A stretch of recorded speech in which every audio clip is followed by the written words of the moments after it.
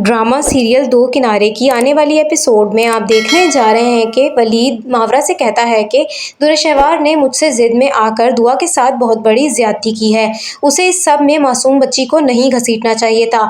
वो दुआ का ख्याल नहीं रख पाएगी। मेरी बेटी को कुछ भी हुआ तो मैं खुद को कभी भी माफ़ नहीं कर पाऊंगा।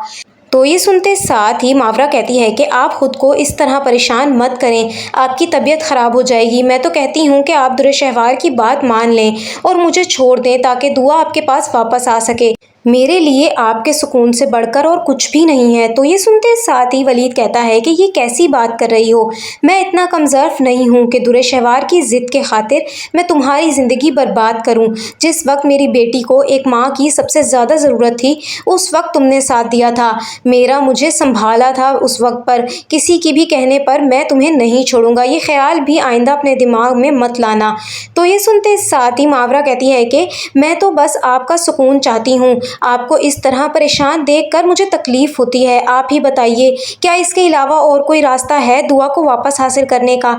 तो ये सुनते साथ ही वलीद कहता है कि कोई ना कोई रास्ता निकल ही आएगा, मगर मैं उसके ज़िद के खातिर तुम्हें छोड़ने के बारे में सोच भी नहीं सकता। तो ये सुनते साथ ही मावरा कहती है कि फिर आप इस बात को एक्सेप्ट क्यों नहीं कर लेते कि दुर्शहवार उस बच्ची की माँ है, उसमें भी ममता मौजूद है, वो अपनी बेटी का ख्याल रख लेगी। आपको हमारी औलाद के बारे में सोचना चाहिए।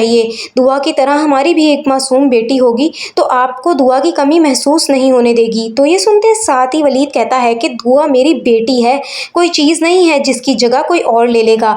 मुझसे अब इस बारे में बात मत करना। मैं नहीं चाहता कि मेरी बीमारी की वजह से एक और मासूम बच्चा फिर से तकलीफ से गुजरे।